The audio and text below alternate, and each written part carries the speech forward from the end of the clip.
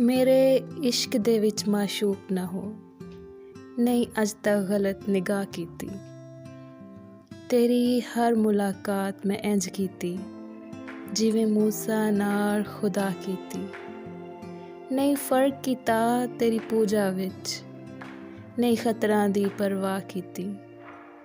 इक तैनू रब नहीं कह सकता, बाकी सारी रस्म अदा कीती।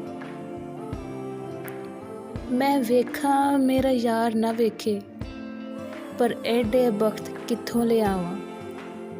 मेरे वेखण दे विच वेखे, माही तेरे अंदर रहिंदा। तैनू भैण भुलेखे, यार फरीदा बूहे यार दे मरिए, भावें ओ वेखे या ना वेखे। बुल्ले शाह उस नाल यारी कदे ना लाइए, जिनू अपने ते गरूर होवे। माँ बाप नू बुरा कदे ना कहिए, भावें लख उन्हां दा कसूर होवे। राह चलदे नू दिल ना दईए, चाहे लख चेहरे ते नूर होवे। ओ बुलिया